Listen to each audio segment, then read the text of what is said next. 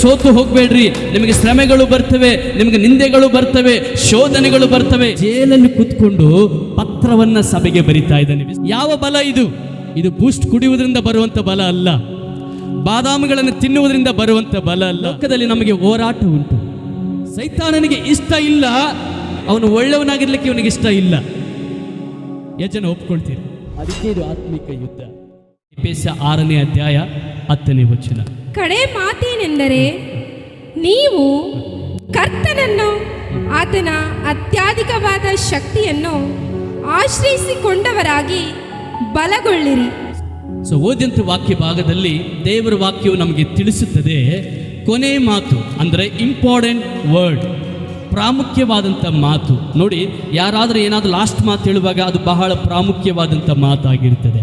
ಹಾಗೆ ಪೌಲನು ಹೇಳ್ತಾ ಇದ್ದಾನೆ, ಜೈಲಲ್ಲಿ ಕೂತ್ಕೊಂಡು ಹೇಳ್ತಾ ಇದ್ದಾನೆ, ಸುವಾರ್ತೆ ನಿಮಿತ್ತವಾಗಿ ಆತನ ಸೆರೆಮನೆಯಲ್ಲಿ ಹಾಕಲ್ಪಟ್ಟಿದ್ದಾನೆ. ಆ ಸೆರೆಮನೆಯಲ್ಲಿ ಕೂತ್ಕೊಂಡು ಹೊರಗಡೆ ಇರುವಂಥ ಜನರಿಗೆ ಹೇಳ್ತಾ ಇದ್ದಾನೆ, ನೀವು ದೇವರಲ್ಲಿ ಬಲಗೊಳ್ಳ್ರಿ, ದೇವರಲ್ಲಿ ಬಲಹೀನರಾಗಬೇಡ್ರಿ, ದೇವರಲ್ಲಿ ನೀವು ಸೋತು ಹೋಗಬೇಡ್ರಿ. ನಿಮಗೆ ಶ್ರಮೆಗಳು ಬರ್ತವೆ, ನಿಮಗೆ ನಿಂದೆಗಳು ಬರ್ತವೆ, ಶೋಧನೆಗಳು ಬರ್ತವೆ, ಸಂಕಷ್ಟಗಳು ಬರ್ತವೆ. ಸೈತಾನು ನಾನಾ ವಿಧವಾಗಿ ನಿಮ್ಮನ್ನು ಶೋಧಿಸುವನಾಗಿದ್ದಾನೆ. ಹಾಗಾಗಿ ನೀವು ಸೋತು ಹೋಗದೆ, ಬಲಹೀನರಾಗದೆ ನೀವು ಬಲವನ್ನು ಹೊಂದಿಕೊಳ್ಳ್ರಿ ಎಂಬುದಾಗಿ ಜೈಲಲ್ಲಿ ಕೂತ್ಕೊಂಡು ಪತ್ರವನ್ನ ಸಭೆಗೆ ಬರಿತಾ ಇದ್ದಾನೆ, ವಿಶ್ವಾಸಿಗಳಿಗೆ ಪತ್ರವನ್ನ ಬರಿತಾ ಇದ್ದಾನೆ. ನೋಡಿ, ಒಳಗಿರೋವರೆಗೆ ಹೊರಗಿನವರು ಹೇಳ್ಬೇಕು, ಭಯಪಡಬೇಡ, ಏನು ಆಗಲ್ಲ, ನೀನು ಹೊರಗಡೆ ಬರ್ತೀಯಾ, ದೇವರು ನಿನಗೆ ಒಳ್ಳೇದು ಮಾಡ್ತಾರೆ, ಸರಿ ಮಾಡ್ತಾರೆ ಎಂಬುದಾಗಿ ಜೈಲು ಹೊರಗಡೆ ಇರುವ ಜನರು ಹೇಳ್ಬೇಕು. ಜೈಲು ಒಳಗಡೆ ಇರುವಂಥ ಪೌಲನು ಹೊರಗಡೆ ಇರುವವನಿಗೆ ಹೇಳ್ತಾ ಇದ್ದಾನೆ. ಹಲ್ಲೆಲೂಯಾ. ಕಾರಣ ಏನು? ಈತನು ದೇವರಲ್ಲಿ ಬಲಗೊಂಡಿದ್ದಾನೆ, ದೇವರಲ್ಲಿ ಬಲವುಳ್ಳವನಾಗಿರುವುದರಿಂದ ಶ್ರಮೆಗಳಲ್ಲಿ ಹಾದು ಹೋದ್ರು, ಹಿಂಸೆಗಳಲ್ಲಿ ಹಾದು ಹೋದ್ರು, ಶೋಧನೆಗಳಲ್ಲಿ ಹಾದು ಹೋದ್ರು, ಇನ್ನೊಬ್ಬರಿಗೆ ಹೇಳ್ತಾ ಇದ್ದಾನೆ, ನೀವು ದೇವರಲ್ಲಿ ಬಲಗೊಳ್ಳುವವರಾಗಿರಿ. ಹಲ್ಲೆಲೂಯಾ.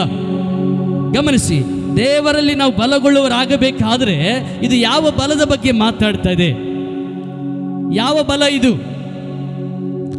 ಇದು ಬೂಸ್ಟ್ ಕುಡಿಯುವುದರಿಂದ ಬರುವಂತ ಬಲ ಅಲ್ಲ, ಬಾದಾಮಿಗಳನ್ನು ತಿನ್ನುವುದರಿಂದ ಬರುವಂಥ ಬಲ ಅಲ್ಲ, ಅಥವಾ ಶ್ರೇಷ್ಠವಾದ ಶರೀರಕ್ಕೆ ಬಲವನ್ನು ಕೊಡುವಂಥ ಆಹಾರ ಪದಾರ್ಥಗಳಿಂದ ಬರುವಂಥ ಬಲ ಅಲ್ಲ. ಇದು ಯಾವ ಬಲ ಅಂದರೆ ಆತ್ಮೀಕವಾದಂಥ ಬಲವಾಗಿದೆ. ಆಮೇನ್. ಹಾಗಾದ್ರೆ ಯಾರಿಗೆ ಬೇಕಾಗುತ್ತದೆ ಈ ಬಲ? ಅಷ್ಟೇ, ಡಾಕ್ಟರ್ ಬರೆದು ಕೊಡುವಾಗ ನೀನು ಒಂದು ಈ ಬಾಟ್ಲನ್ನು ನೀನು ಕುಡಿಬೇಕು, ಅಥವಾ ಹಾಲಲ್ಲಿ 2 ಚಮಚನ ನೀನು ಹಾಕ್ಕೊಂಡು ಕುಡಿದ್ರೆ ನಿನಗೆ ಶಕ್ತಿ ಬರ್ತದೆ, ಬಲ ಬರ್ತದೆ ಎಂಬುದಾಗಿ ಡಾಕ್ಟರ್ ಬರೀತಾನೆ. ಯಾರಿಗೆ ಬರೀತಾನೆ? ಎಲ್ಲರಿಗೂ ಬರೀತಾನಾ? ಪೇಷಂಟ್ ಬಳಿ. ಯಾರು ಬಲಹೀನನಾಗಿರ್ತಾನೋ, ಯಾರ ಮೈಯಲ್ಲಿ ಶಕ್ತಿ ಇರುವುದಿಲ್ಲವೋ, ಯಾರು ಬಲಹೀನರಾಗಿರ್ತಾರೋ ಅವರು ಬಲವನ್ನು ಹೊಂದಿಕೊಂಡು ನಡೆಯುವಂತೆ, ಊಟ ಮಾಡುವಂತೆ, ಕೆಲಸ ಕಾರ್ಯಗಳನ್ನು ಮಾಡುವಂತೆ ಆತನಿಗೆ ಬರೀತಾನೆ. ಪ್ರತಿದಿನ ನಿನ್ನ ಗ್ಲಾಸಲ್ಲಿ ಒಂದು ಹಾಲನ್ನು ತೆಗೆದುಕೊಂಡು ಅಥವಾ ನೀರಲ್ಲಿ ತೆಗೆದುಕೊಂಡು 2 ಅಥವಾ 3 ಸ್ಪೂನನ್ನು ಹಾಕ್ಕೊಂಡು ಈ ಪೌಡರ್ನ ನೀನು ಕುಡಿಯುವುದಾದ್ರೆ ನಿನಗೇನು ಬರುತ್ತೆ? ಬಲ ಬರ್ತದೆ, ಶಕ್ತಿ ಬರ್ತದೆ ಎಂಬುದಾಗಿ ಪೌಲನು ಕೂಡ ಬರಿತಾ ಇದ್ದಾನೆ. ಎಲ್ಲರಿಗೆ ಆತನು ಬರಿತಾ ಇಲ್ಲ, ವಿಶ್ವಾಸಿಗಳಿಗೆ ಬರಿತಾ ಇದ್ದಾನೆ. ಯೇಸು ಸ್ವಾಮಿಯನ್ನ ನಂಬಿಕೊಂಡು ಜೀವಿಸ್ತಾ ಇರುವಂಥ ಪ್ರತಿ ವಿಶ್ವಾಸಿಗಳಿಗೆ ಆತನು ಬರಿತಾ ಇದ್ದಾನೆ, ನೀವು ದೇವರಲ್ಲಿ ಬಲಗೊಳ್ಳಬೇಕಾಗಿದೆ. ಕಾರಣ ಏನು? ನಿಮ್ಮ ಜೀವಿತದಲ್ಲಿ ಕೆಲವೊಂದು ಬಲಹೀನಪಡಿಸುವಂಥ ಕಾರ್ಯಗಳು, ನಿಮ್ಮನ್ನು ಬಲಹೀನತೆಗೆ ಒಳಪಡಿಸುವಂಥ ಸಂಕಷ್ಟಗಳು ನಿಮ್ಮ ಜೀವಿತದಲ್ಲಿ ಬರುವವರಾಗಿರುವುದರಿಂದ ನೀವು ದೇವರಲ್ಲಿ ಬಲವನ್ನು ಹೊಂದಿಕೊಳ್ಳಬೇಕಾಗಿದೆ ಎಂಬುದಾಗಿ ಹೇಳ್ತಾ ಇದ್ದಾನೆ. ಹಲ್ಲೆಲೂಯಾ. ಫಸ್ಟ್ ಡಾಕ್ಟರ್ ಬರೆಯುವಂಥ ಈ ಒಂದು ಪೌಡರ್ ಬಲ ಆದರೆ ಶಕ್ತಿ ಕೊಡ್ತದೆ. ನಾವು ಕೆಲಸ ಕಾರ್ಯ ಮಾಡ್ತೇವೆ, ಊಟ ಮಾಡ್ತೇವೆ, ಎದ್ದು ನಡೆದಾಡುತ್ತೇವೆ, ಅಥವಾ ನಮ್ಮ ಕೆಲಸ ಕಾರ್ಯಗಳಿಗೆ ಹೋಗ್ತೇವೆ. ಆದರೆ ಈ ಬಲದಿಂದ ನಮಗೇನು ಲಾಭ? ಯಾಕೆ ಈ ಬಲ ನಮಗೆ ಬೇಕು? ಈ ಬಲ ನಮಗೇನು ಕೊಡುತ್ತದೆ? ನಾನು ಪ್ರಾರಂಭದಲ್ಲಿ ಹೇಳಿದೆ, ಇದು ಆತ್ಮೀಕವಾದಂಥ ಬಲ, ಪ್ರತಿ ವಿಶ್ವಾಸಿಗಳಿಗೆ ಬೇಕಾಗಿರುವಂಥ ಬಲ.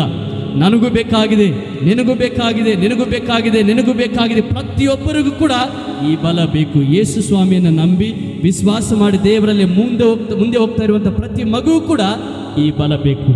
ಹಾಗಾದ್ರೆ ಯಾಕೆ ಈ ಬಲ ಬೇಕು? ಲೋಕದಲ್ಲಿ ನಮಗೆ ಹೋರಾಟ ಉಂಟು, ಅಥವಾ ಈ ಲೋಕದಲ್ಲಿ ನಮಗೆ ಯುದ್ಧ ಇದೆ. ಏನು ಆ ಯುದ್ಧ? ಏನು ಆ ಹೋರಾಟ? ಅದೇ ಎಫೆಸ 6ನೇ ಅಧ್ಯಾಯ 10ನೇ ವಚನ. ಏನು ಆ ಹೋರಾಟ ನಮಗಿದೆ? ಕಡೆ ಮಾತೇನೆಂದರೆ, ನೀವು ಕರ್ತನನ್ನು, ಆತನ ಅತ್ಯಧಿಕವಾದ ಶಕ್ತಿಯನ್ನು ಆಶ್ರಯಿಸಿಕೊಂಡವರಾಗಿ ಬಲಗೊಳ್ಳಿರಿ. ಸೈತಾನನ ತಂತ್ರೋಪಾಯಗಳನ್ನು ಹಾ. ನೀವು ಹಾ. ಎದುರಿಸಿ ನಿಲ್ಲುವುದಕ್ಕೆ ಹಾ. ಶಕ್ತರಾಗುವಂತೆ ದೇವರು ದಯಪಾಲಿಸುವ ಹಾ. ಸರ್ವಾಯುಧಗಳನ್ನು ಧರಿಸಿಕೊಳ್ಳಿರಿ.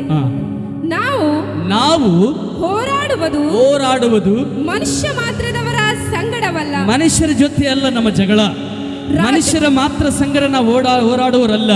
ರಾಜತ್ವಗಳ ಮೇಲೆಯೂ ಅಧಿಕಾರಿಗಳ ಮೇಲೆಯೂ ಈ ಅಂಧಕಾರದ ಲೋಕಾಧಿಪತಿಗಳ ಮೇಲೆಯೂ ಆಕಾಶ ಮಂಡಲದಲ್ಲಿ ದುರಾತ್ಮಗಳ ಸೇನೆಗಳ ಮೇಲೆಯೂ ನಾವು ಹೋರಾಡುವವರಾಗಿದ್ದೇವೆ. ಪಕ್ಕದಲ್ಲಿ ಹೇಳ್ರಿ, ನೀವು ಹೋರಾಡುವವರಾಗಿದ್ದೀರಾ.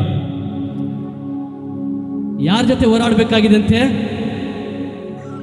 ಹೋರಾಟ ಅಂದ್ರೆ ಜಗಳ ಅಥವಾ ಯುದ್ಧ. ಯಾರ ಜೊತೆ? ವಾಕ್ಯ ಸ್ಪಷ್ಟವಾಗಿ ಹೇಳ್ತದೆ, 12ನೇ ವಚನ, ಮನುಷ್ಯರ ಜೊತೆ ಅಲ್ಲ. ನಮಗೊಂದು ಹೋರಾಟ ಇದೆ. ವಿಶ್ವಾಸಿಗಳಿಗೆ ಪ್ರತಿಯೊಬ್ಬರಿಗೂ ಕೂಡ ಒಂದು ಹೋರಾಟ ಇದೆ. ಈ ಹೋರಾಟ ಪ್ರತಿದಿನ ನಮಗಿರ್ತದೆ. ಯಾರೊಂದಿಗೆ ಈ ಹೋರಾಟ ಇರ್ತದೆ ಅಂದ್ರೆ ಸೈತಾನನೊಂದಿಗೆ, ಸೈತಾನನ ದೂತರೊಂದಿಗೆ, ಆತನ ಸೈನ್ಯದೊಂದಿಗೆ ಹೋರಾಟ ಇದೆ. ನೋಡಿ, ಸೈತಾನನಿಗೆ ಒಂದು ಗುಂಪು ಇದೆ. ಸೈತಾನನ ಗುಂಪು ಆತನ ದೂತರಾಗಿದ್ದಾರೆ. ಮತ್ತು ಮಧ್ಯಾಕಾಶದಲ್ಲಿ ಕೆಲವೊಂದು ಶಕ್ತಿಗಳು ಇದೆ.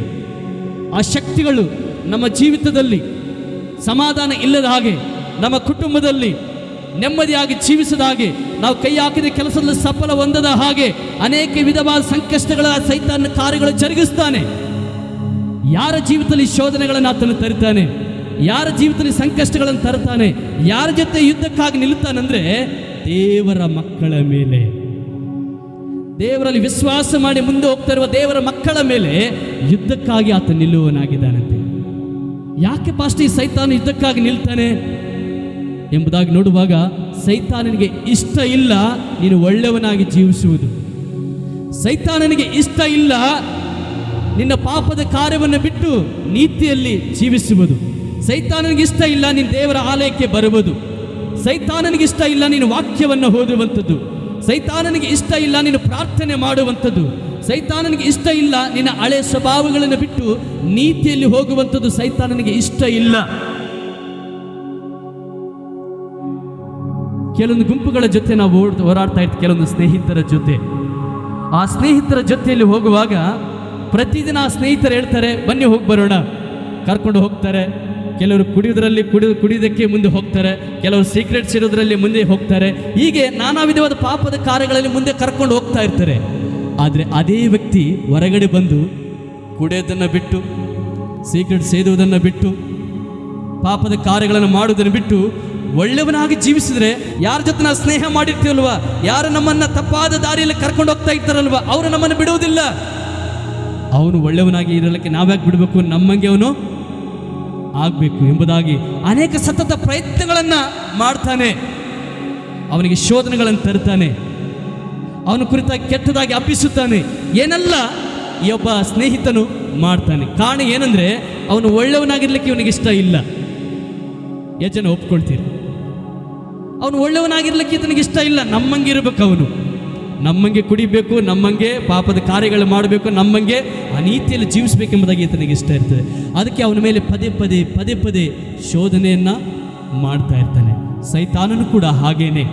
ನೀನು ಒಂದು ಸಾರಿ ಯೇಸು ಸ್ವಾಮಿ ಮೇಲೆ ವಿಶ್ವಾಸ ಮಾಡಿ, ಒಂದು ಸಾರಿ ಆತನ ಮಗಳಾಗಿ ನೀನು ಜೀವಿಸುವಾಗ, ಮುಂದೆ ನೀನು ಕಾಲಾಕುವಾಗ, ಆ ಹೊತ್ತಿನಿಂದ ನೀನು ಸಾಯುವವರೆಗೂ ನಿನ್ನ ಜೊತೆ ಯುದ್ಧ ಮಾಡ್ತಾನೇ ಇರುವವನಾಗಿರ್ತಾನೆ.